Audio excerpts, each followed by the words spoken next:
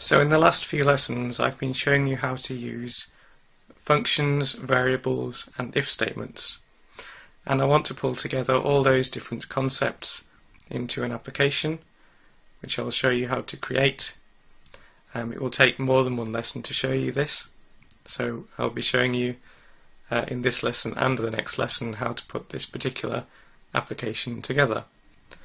And what it does is it selects itself a number between 1 and 100, and then you try to guess what that number is. So I've typed in 15, that's too low. I've typed in 90, that's still too low. 99 happens to be correct. So I'll also be giving you a project to do. It's going to be a timer, but I'll give you that in the next lesson, and then in the lesson after we'll be looking at how to incorporate the timer into this game.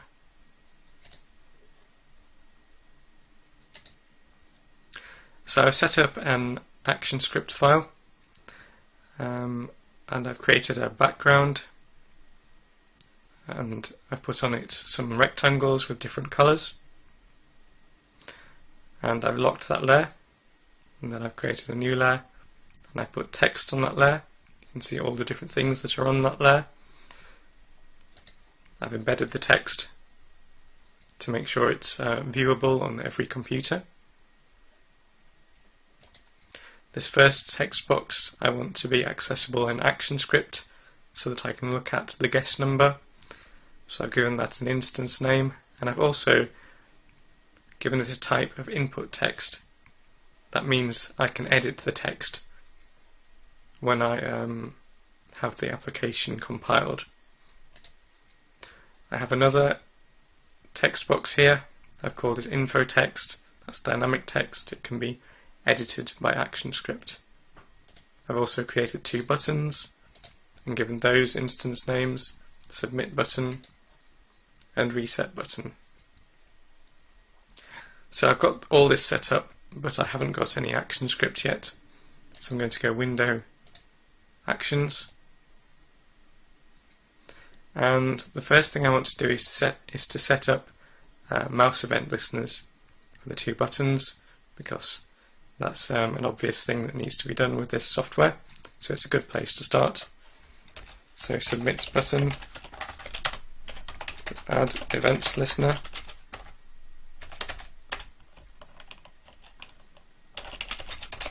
mouse event, make it a click mouse event.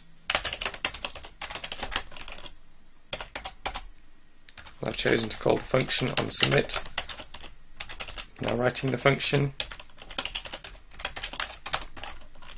you'll see that it has the same structure as a usual function. So it has an input, which in this case is a mouse event type of variable. I could call this something else if I wanted to, and I can refer to that within the function. It doesn't have an output, so it doesn't have a return statement. And I can test to see if it works using an using a trace function. If I go control test and I test it, you can see it's working there. And I need to do exactly the same for the reset button. So I'm just copying and pasting to avoid introducing any errors that I might introduce by retyping everything. You can test this one works as well.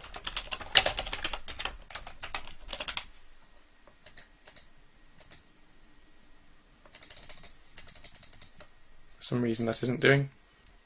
Okay, that's because I haven't changed that. Always a good idea to test it to make sure everything's working. And I can see it is. So the next thing I want this software to do is to select a number, because what I want the software to do is when I guess a number, it has to have something to guess, to test the guess against. It has to know a number in its own software.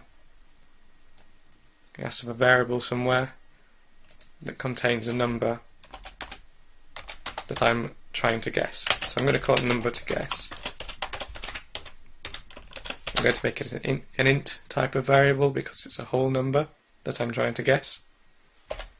I could, if I wanted to, make it a fixed number. But that would be a boring game because every time you played it, it would be the same number.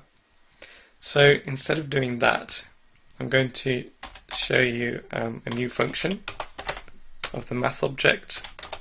You can look at it in LiveDocs if you want information about it. It's called mathRandom. And I'm going to use the trace function. I'm going to cut and paste that into the onSubmit just to show you how it works.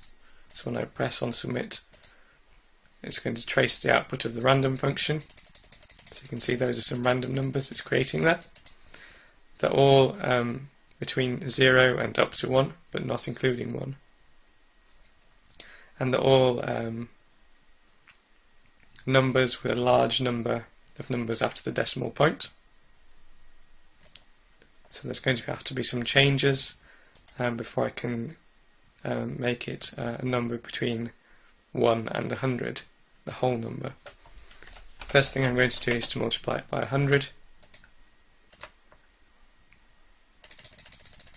Now you can see, because I've done that, each of these random numbers is being multiplied by 100. So it's looking like it's in the right kind of range. Although because the random number I'm multiplying goes from 0 up to 1 but not including 1, that means when I multiply it by 100, the numbers that result are going to be from 0 up to but not including 100.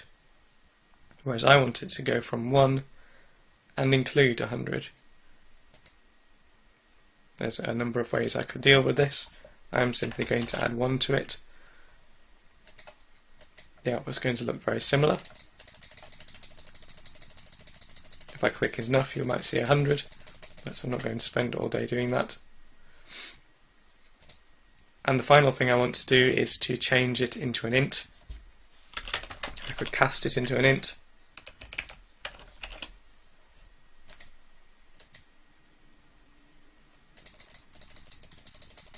So you can see there I've got the right kind of numbers being created randomly.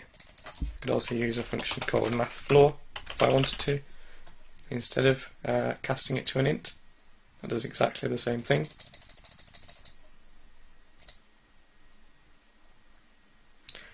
So I'm going to use that particular function instead of 37 to store the result of this mathRandom. I'll change that back to an int again. It stores the result of this mathRandom multiplied by 100, has 1 added to it, it's casted to an int, it's being stored in this variable. I'll just cut and paste that trace. You'll be able to see when I test the program, a random number has been selected at the start. So now I have a number to guess in my program. So what do I want the program to do with this number to guess? So when I guess my own numbers, I want it to compare the number I guess with the number that it has selected, the number to guess. So I wanted to compare this value with this value, and then I want it to say something in this box, either it's too high or too low.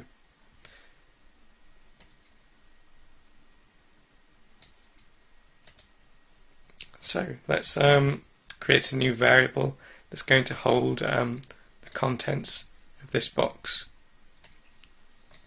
I'm going to make it a number rather than an int this time. Var my guess number. I'm just going to declare it, I'm not going to do anything else with it. Why am I choosing to use a number rather than an int? Well, because I could put in a number with a decimal point. Could put a number like that. Could even put in some text. So what I need to do with this number is to test that it is in fact a number that I'm dealing with before I do anything else with it, because I can't compare some text. I can't compare some text with this integer. It has to be a number, and before I can make this test. So there's a function I can use to test that out. It's called isNaN. But before I use that, I want to store the contents of the guess box here, which I've called guessText, inside this variable. So my guess equals, I'm going to cast it to a number, guessText.text. The text property gives the string inside the text field. It's casted to a number and stored in this number. You recall that the variable scope means that if I declare it outside, it's available from the point I declare it, so it's not available above that point. It's available from the point I declare it all the way downwards through the program. If I had declared it inside this onSubmit function, I would have access to it from the point I declare it until the function closes, but then I wouldn't be able to refer to it outside. So I've chosen in this case to give it a scope that includes outside the onSubmit function. And I'm going to use an if statement to find out if that number is a number or if it's not a number. isNaN my guess equals false. So if it is a number, isNaN is going to be false, because this tests to see if it is NaN, which means not a number. If it's NaN, it says it's true. If it's actually a number, it comes out with false. So if NaN, my guess, is false, the if statement will resolve this whole statement, and it will say is false exactly the same as false, and it will say yes, that statement is true. So it's going to say my trace function is a number, because I just want to test it out. I'm going to put an else in, which is going to run in the event that this is not a number. It's not a number. So if I control test that now, and I put in here a number, and I submit that, it says it is a number. If I put in a capital G, it says it's not a number. So I'm going to leave the lesson there. I will just summarise what I've done so far. I've set up event listeners for the two buttons.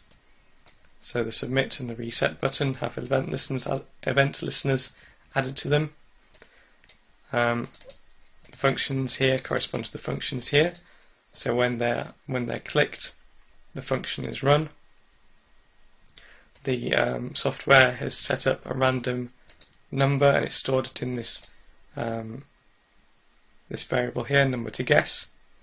I had to use mathrandom to create the random number, and I had to multiply that by 100 and add 1 to it and cast it to an int in order to get the right range of numbers, and also to make sure they're whole numbers. Then I'm taking my guess from the input, the guess input, guessText text field. I'm casting that string into a number, storing it in this variable I've declared, and then I'm testing it in an if statement to make sure it is a number. And then in the next lesson I will be processing that number to check to see how it compares with number to guess.